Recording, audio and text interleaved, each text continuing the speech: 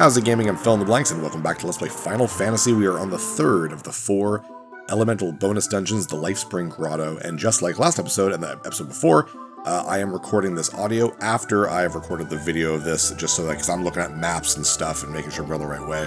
I also leveled up to level 70 from level roughly 47 last episode. Double check my equipment here. I don't know why I had the Excalibur on Solomon, but whatever.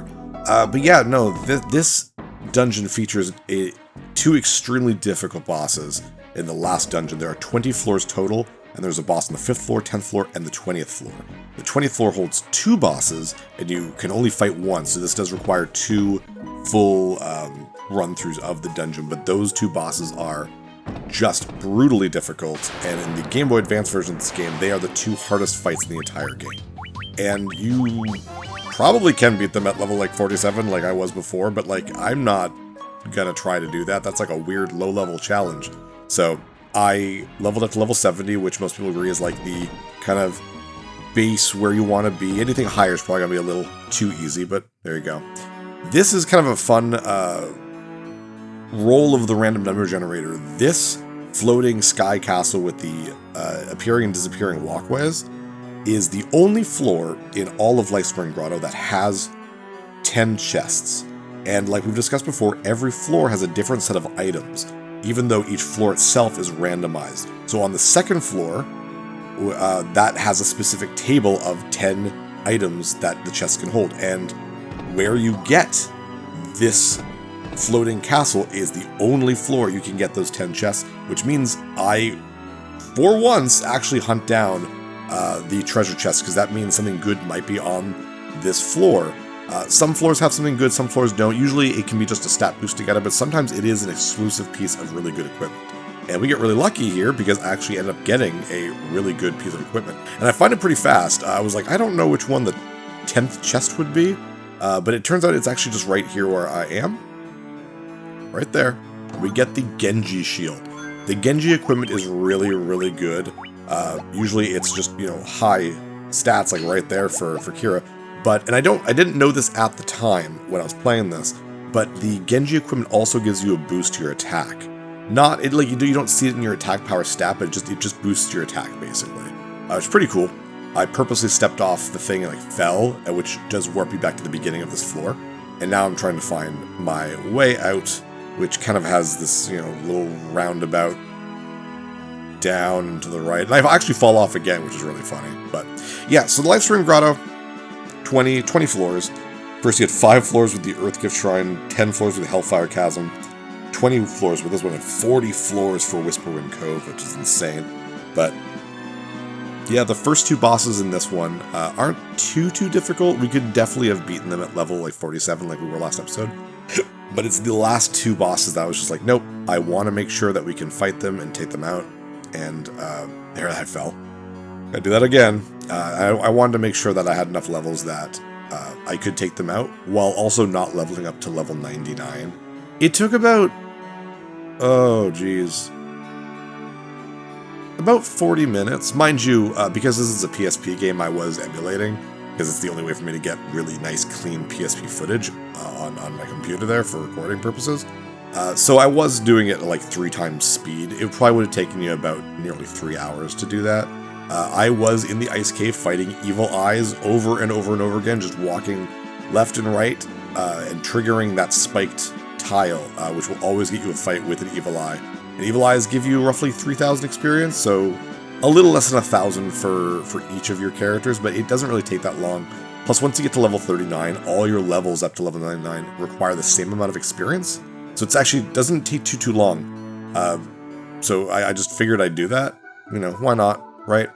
There's a lot of these types of floors, a lot of undersea temple kind of, which makes sense. I mean, it's the Lifespring Grotto. It's all undersea stuff. And the problem, as you can see, is we're still fighting black goblins, and that's what I don't get. You're gonna make these bonus dungeons tens of floors, and it's like, who cares if you're gonna fight really easy things? This is kind of a weird one. You're in a canoe. Yeah. And there are no fights here. You just kind of get some free chests, and you need to find out which one of these houses has has the exit. Now, weirdly enough, you're not seeing me do this, obviously, because I'm just recording and I'm not talking while I'm doing the video here. The guide that I'm following, which is the official, like, Prima guide, has the exit in a specific house, but I guess it's randomized, because it wasn't there where they said. Either that or they're just plain got it wrong.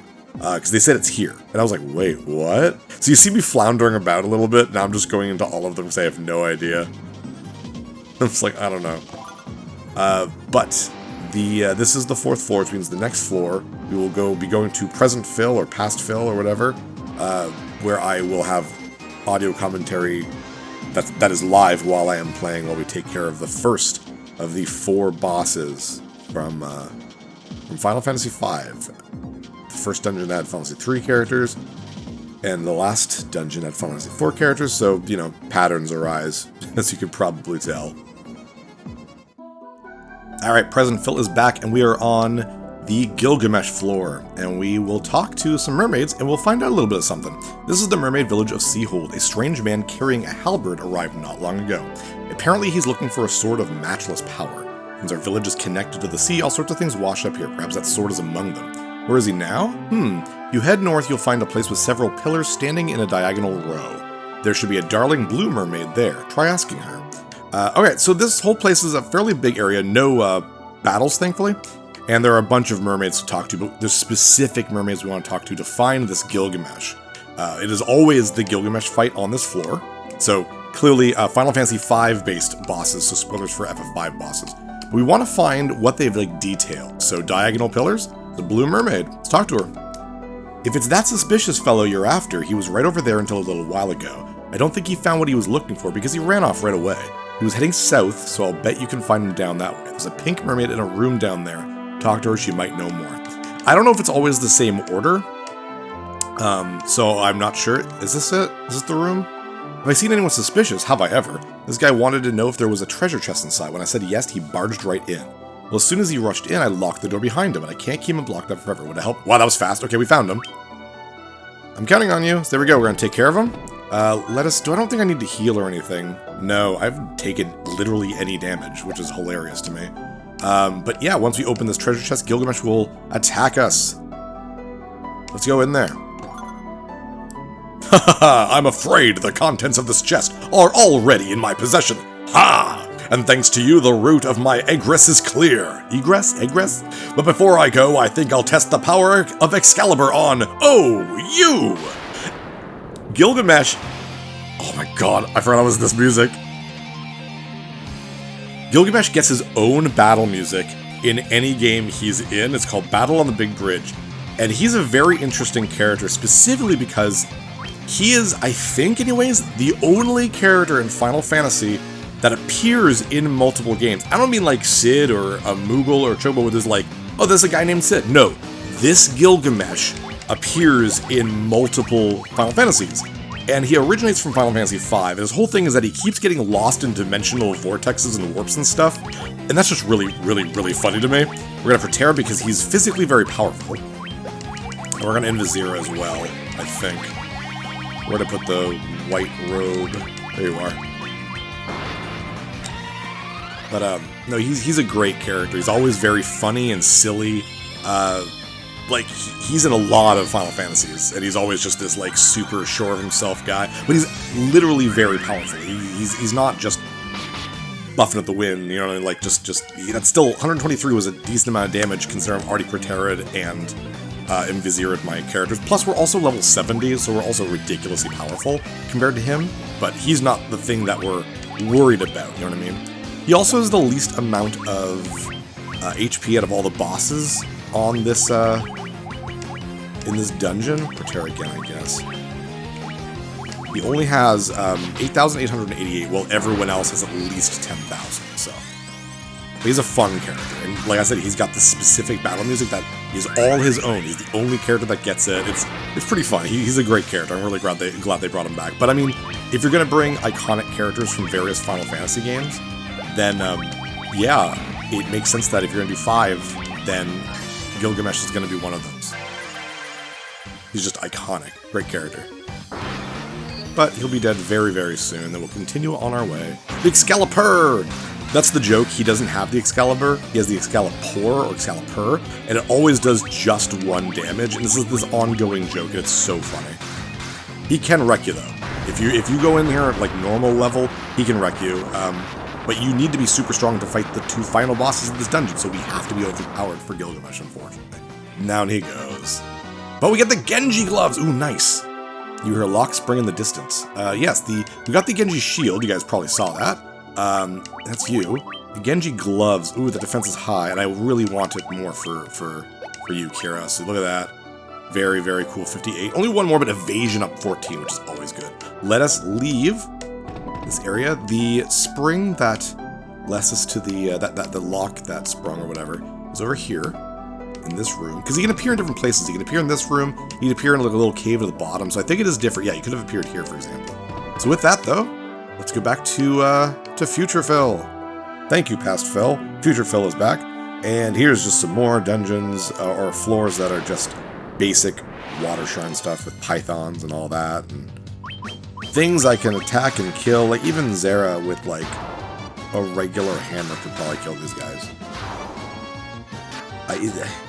I don't know. They just like wasting your time. Though you'll have probably noticed that that there are starting to be more floors that are a little bit more involved, which is kind of cool. Whisperwind Cove has a lot of those because there are 40 floors in Whisperwind Cove, and like I think 15 of them or so are a little bit more involved than just find the exit. There are a couple of them in the Grotto here, Lifespring Grotto, but there are still a good chunk of places that are just here's some random fights, find the staircase. But I mean, we already did the little canoe one. We did the really cool floating castle. That one's neat. At least you're guaranteed like a really good item or something. But here it's just more water shrineage. There we go. Oh, no battles. Oh yeah, this one. This one's weird. You just go where the dancers go, and there's no battles. The dancers just get in your way. It's really weird. This floor is actually a bunch of little rooms. This is one room. You always do 3 rooms, and there are 5 rooms in total. So it's kind of random what you'll get for your treasures, on top of the randomness of the treasures being specific to the floor number that you're on. So it's kind of silly, as you can see. Just all the dancers running around. I'm just like, okay, hi. If I was an adventurer, and I was in a dungeon, and each floor was like its own little universe, like, even though this is a dungeon in the middle of the ocean, this floor itself has clouds and sunlight and a town and beautiful women. I'd probably just stay here. I don't think I'd be a very good adventurer, though. Wow. It's like, this is weird. That's the dungeon, or that's the floor. I hope you had fun. Now we're getting some Sky Fortress stuff. This is cool. The aesthetics of the Sky Fortress is just really neat to me. I've always liked it. But same battles, so they're not, like, interesting in that sense. Like, you don't get something cool that only appears in the Sky Fortress. No, it's got black goblins. Let's go all the way to the bottom here. All the way to the bottom, like, veer to the right. I think right here, yeah. Not, the encounter rate's not too bad, thankfully. Which is fine. I'm at that point now where, like, if there's 3 or less things, I'm just gonna fight them, but if there's more, I'm gonna run away. The experience is absolutely not worth it. Like, that was, I couldn't tell because I'm holding onto the A button. Or, I guess the cross button on the PlayStation portable controller. Yeah, nothing too crazy for floor 6 to 9 here. After we find the next staircase, we'll be at the second of the 4 bosses for the Grotto. And then it's a bigger stretch. It's a stretch of 10 floors to the next one. And thankfully, though, like I said before, if you die in one of these 4 bonus dungeons, you just get sent out. You don't actually die and lose your progress. You can just go in, grab a really great item, and leave. It's pretty cool. I like that. You can kind of outfit your characters that way. You can manipulate the RNG for the floors that you get. The final dungeon, which is the Labyrinth of Time, which we kind of saw the person that starts it in the Chaos Shrine, but like that if you die, you straight up just die. So there's no saving within that bonus dungeon. At least these, like, they're sort of player friendly. You can save within them, and You can leave whenever you want. I don't know if you can use like the warp spell or anything like that, but you just die and leave. So, you know, be annoying, but you can do that, so.